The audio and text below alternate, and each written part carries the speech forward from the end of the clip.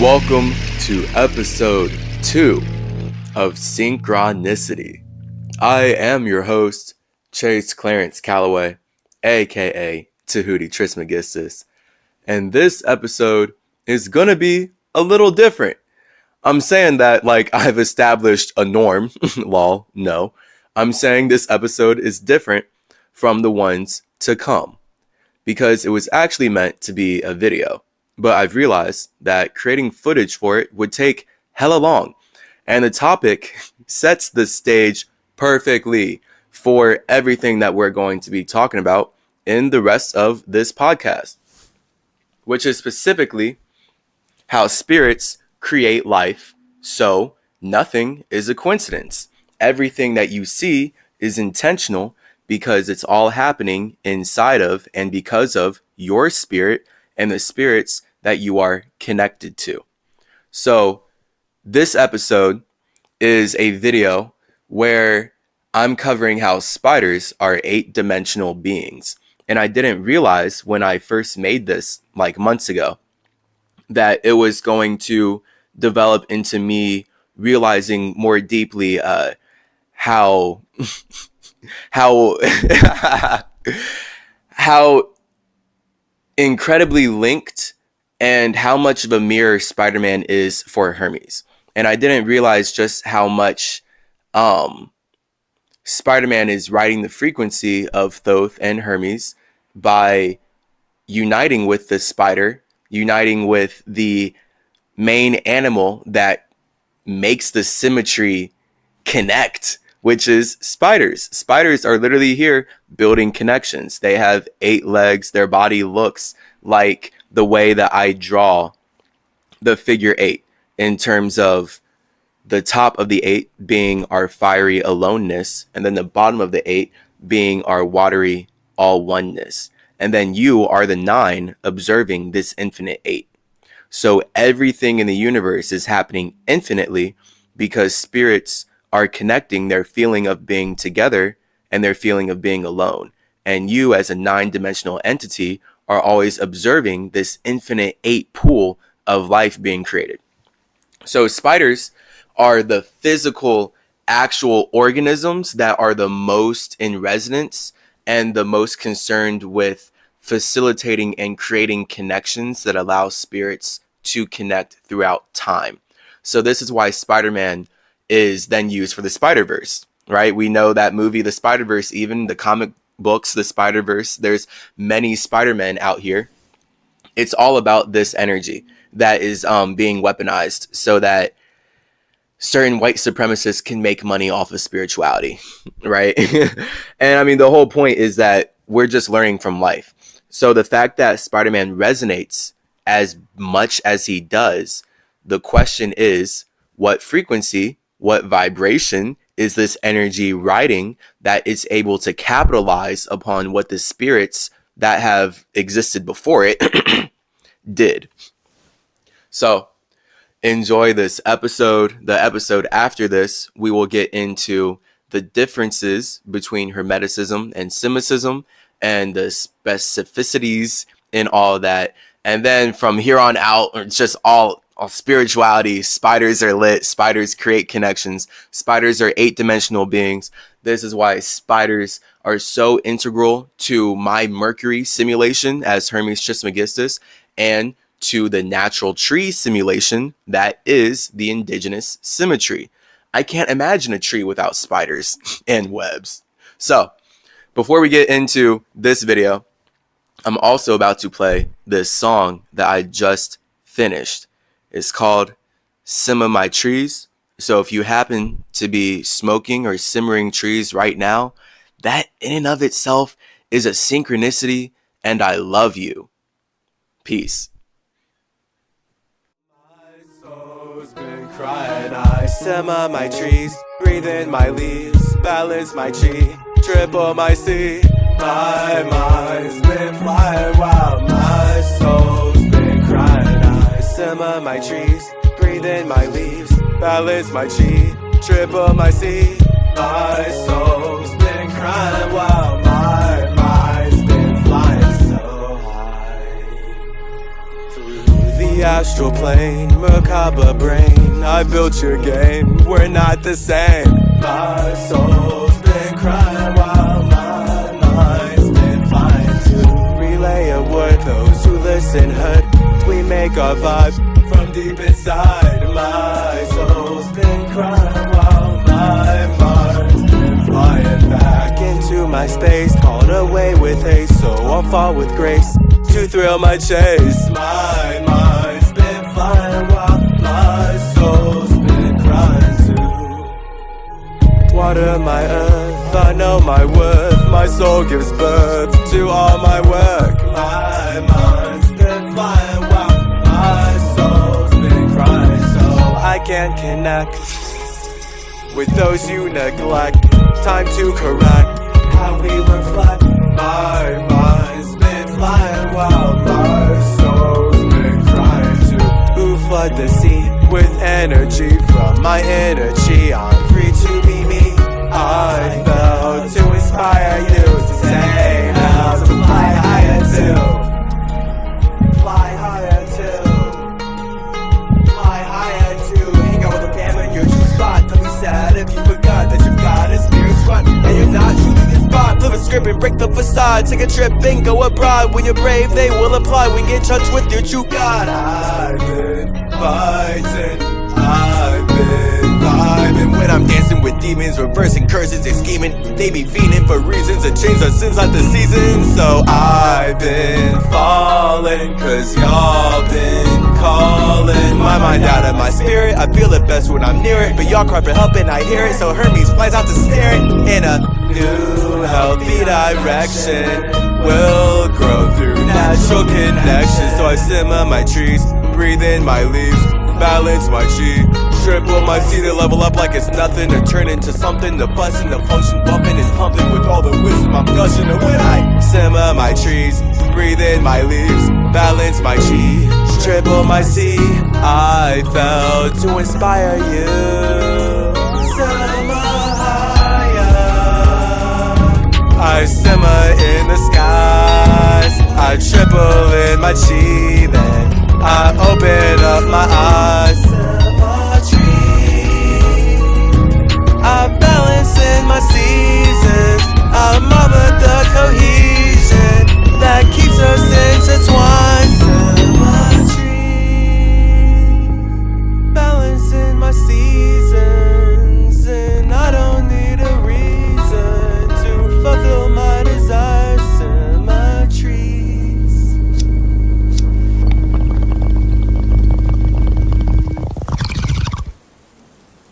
Yo, yo, yo, what is Gucci with you? You are tapping in to the root of the symmetry. I am your boy, Tahuti Trismegistus, and I am happy to be here to help us connect, communicate, and correlate all of our infinite individuality so we can get our spirituality popping off in this reality. Now, as a quote-unquote Native American, specifically a mix of the tribes Saponi and Catawba, my spirit clearly resonates deeply with nature and those who uphold natural law, so to speak. All the indigenous spiritual cultures that we've built throughout the times of Atlantis to Africa to the Mesoamericas were created with the awareness that we are all creating nature as a simulation, which then allows us to connect with other infinite individuals like ourselves. Like virtual reality, you know, you're a spirit, you're in your own space, and if you want to connect with others, then you have to virtually create a space that you can then project your consciousness into a body that you have then created in that space. And that is how we make nature, and that is how we get to connect with each other. This is why, unlike European Industrial Revolution societies, we actually respected the planet or simulation that we were creating in order to connect on. So luckily, your boy Chickatet came back to share all the true spiritual wisdom Europeans stole in order to enslave your mind, body, and spirit.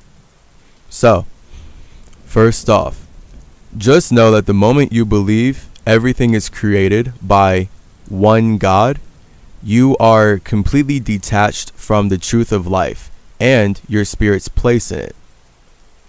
Everyone is a supreme God when they're alone. But once we desire to connect with others, we can't be in control of everything. That's how fire becomes water. Us indigenous earth people know that life is created from water. It is the light white supremacist desire of fire to convince all these individuals that no matter what they do, they're part of some other individual who is deemed white people as worthy of destroying the nature black people have created.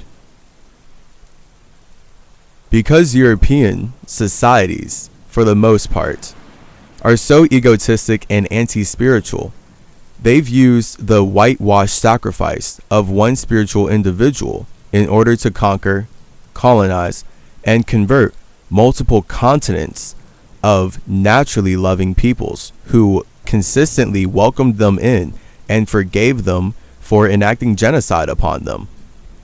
Because perception is projection, the only way these pale-skinned Judeo-Christian peoples get away with said genocide, with using their love for God to build entire countries on worshiping and encouraging the brutal murder, rape, and enslavement of said indigenous peoples who are teaching them magic, is by pushing the lie that the natives they're getting off on abusing are in fact the barbaric, violent, and demonic entities that they truly feel inside. So this is where, with perception being projection, it's easy for someone who feels negative to see negativity in the world. Even when it's obviously not there, they can then just conjure it up and make it the logical reason why they're doing evil things. Obviously, the only barbaric, violent, and demonic people are the ones constantly enacting genocide against the environment that allows us to connect with each other. And they're only exponentially more evil for weaponizing their perception of being spiritually superior to project their demonic qualities onto the creative gods who made them possible in the first place.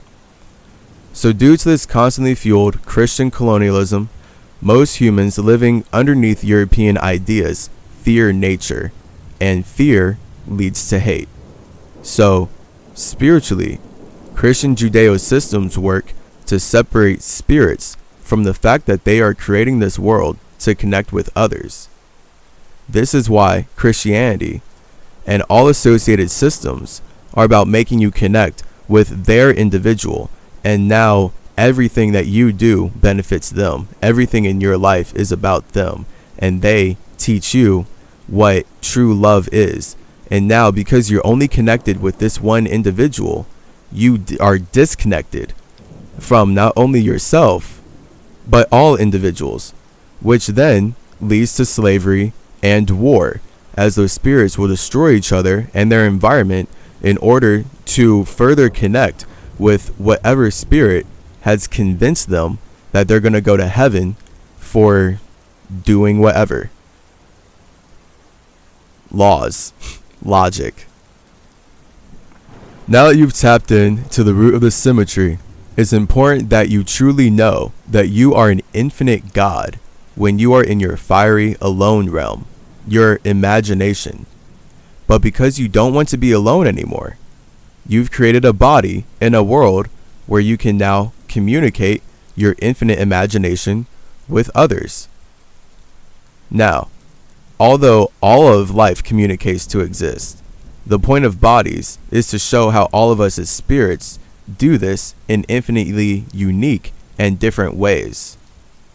So what can we learn about the spirits who create spider bodies?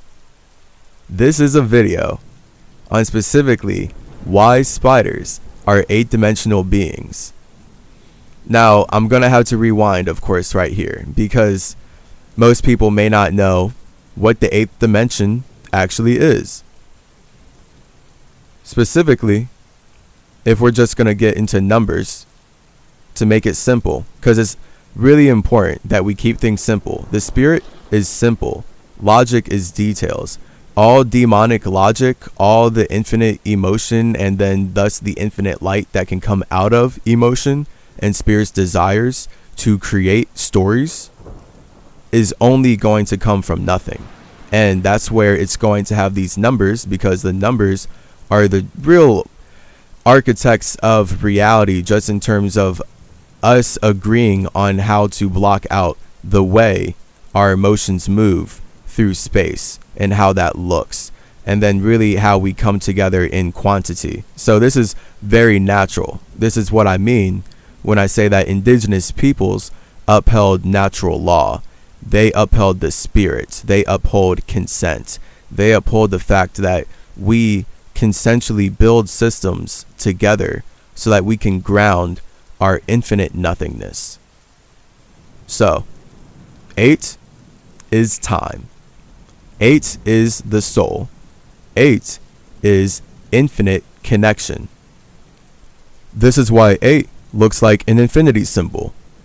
One circle being the man, the other circle being the woman, in the middle being the center, the heart, the true point of life and creation, and that is the infinite connection.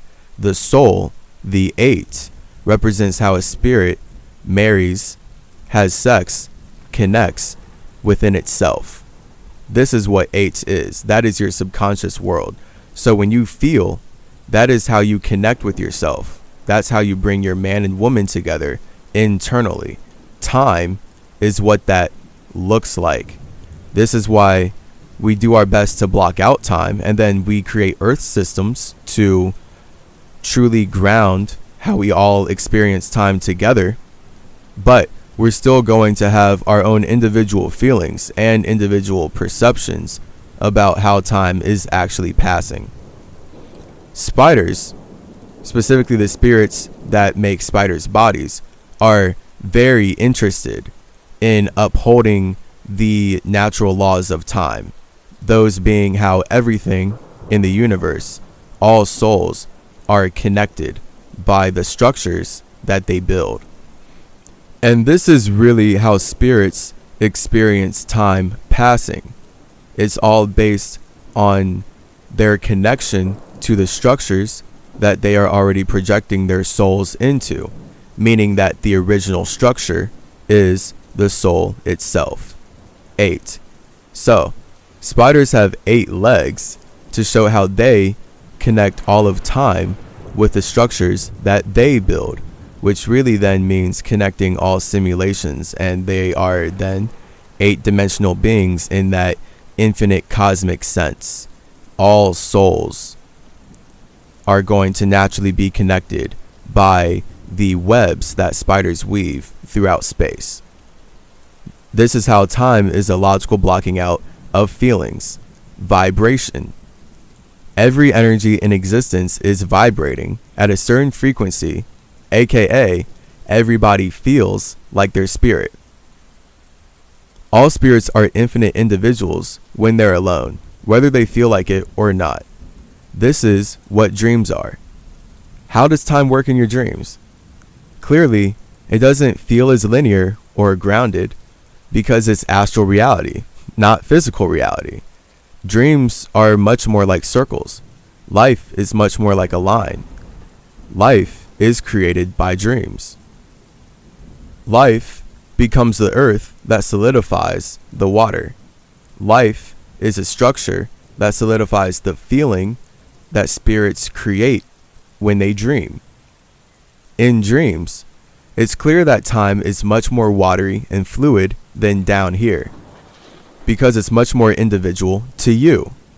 It is your soul.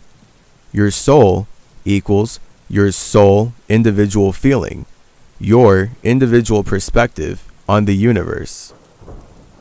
Everyone, every imagination dreams. 1 is your individual imagination, your fire. And 2 is your individual feelings about your imagination, your water. This is where the astral realm really lives. Spiritually, Everything in existence is happening at once because it's all nothing. Once a nothing feels like something, it's using an illusion it created to connect with itself. From here, it can decide to connect with others. This is how water is formed. Water is invisible. Air is water plus fire, which is also invisible, making air what water looks like in a sense. Water is the connection. Air is a communication of the imagination that inspired that connection.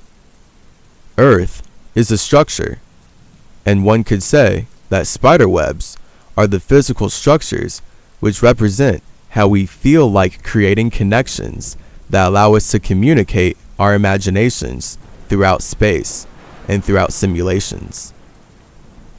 This is why spiders are 8-dimensional beings. They are the spirits who resonate with building structures that connect all life in the universe. It's no coincidence that Spider-Man is one of Earth's most beloved heroes, besides being based in an organism that most humans are conditioned to be deathly afraid of.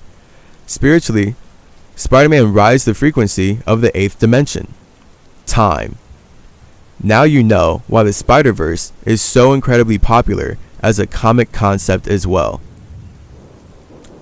If you're unaware, in a few sentences, the Spider-Verse is basically the idea that every simulation, every world, has an entity with spider-like abilities who serves as a guardian, a superhero.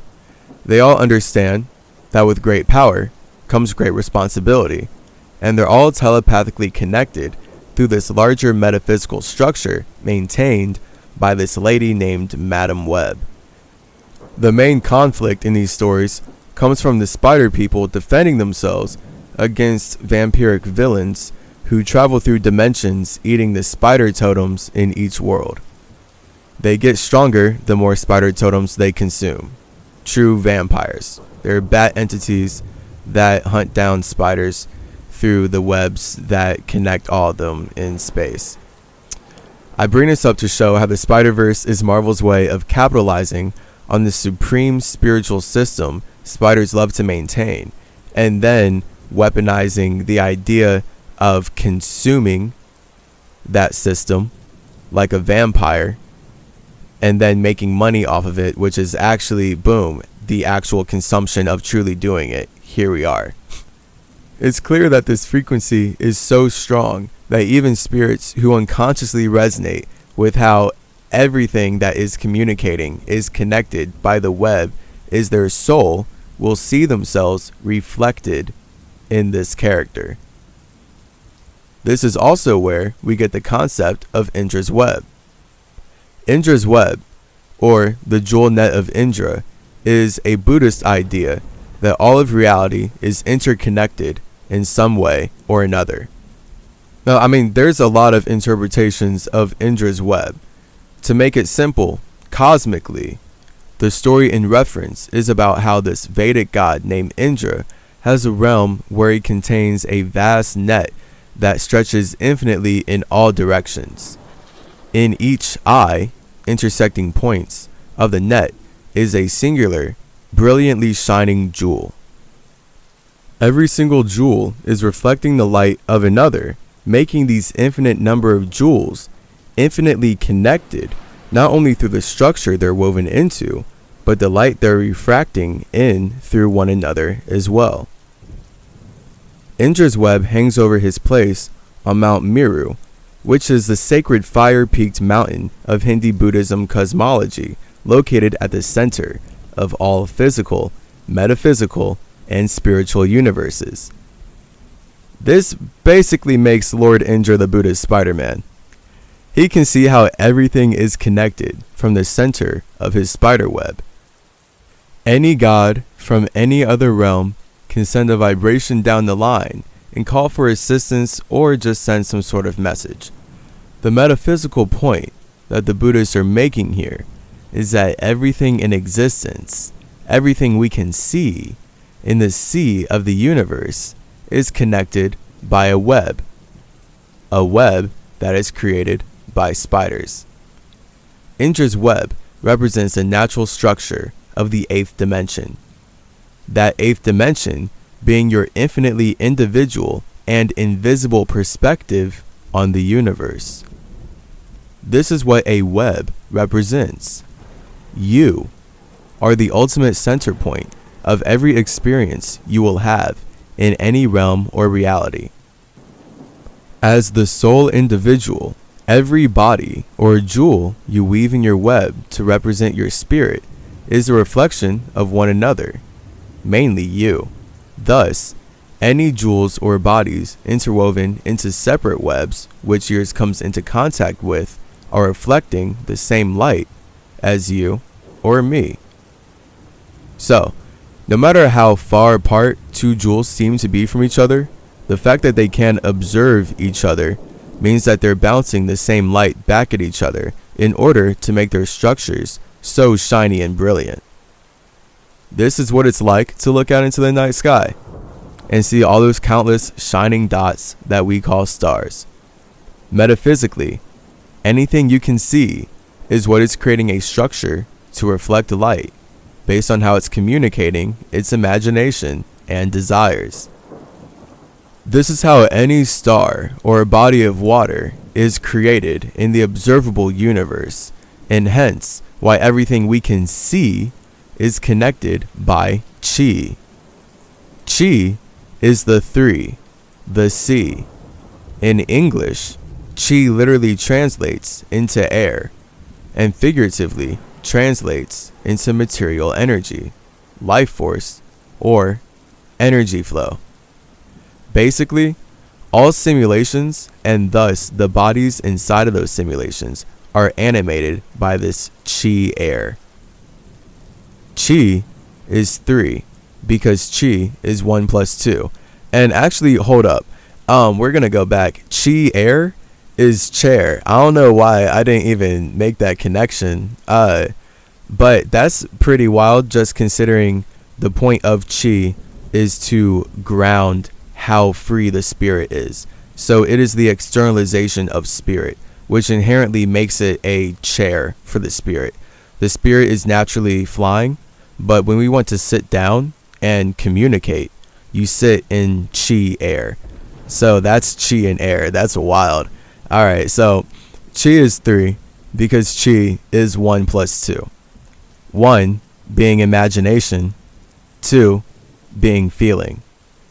Both our imaginations and feelings are unseen, internal. Then, through combining them, we make them external. This is why communication is so great. It allows our spirits to actually take the internal and bring it to the external, so we can connect with other spirits who may have the same internal that we do. This is why communication is balance, yet the externalization of spirit.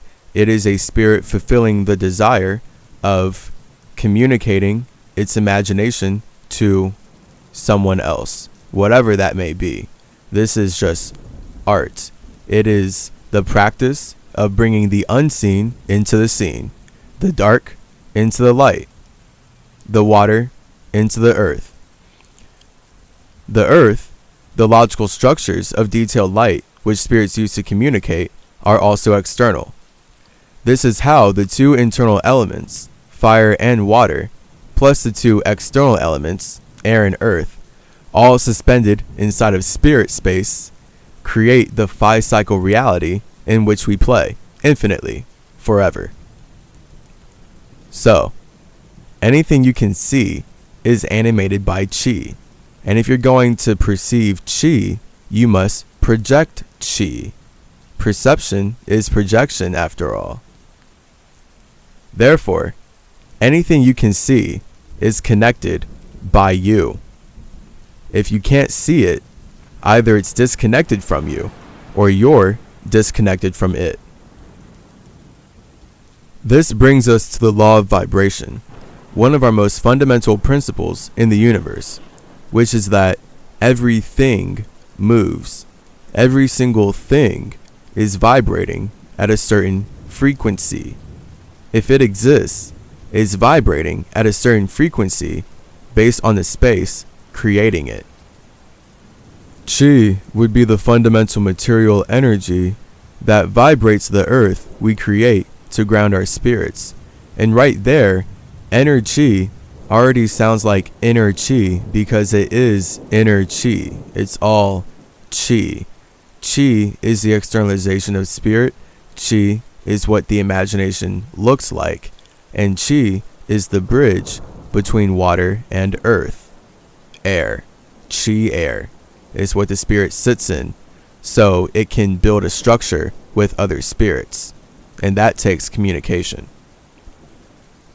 So your body is vibrating based on the frequency with which your spirit combines its man and woman, its thoughts and feelings, its yang and yin, aka how you have sex within your own space.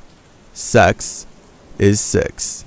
6 being the number which represents a fully balanced creation. This is why 3 plus 3 equals 6, yet 3 looks like half an 8, so to say. This is because the soul is inherently a balance of 2 whole expressions of 1 0.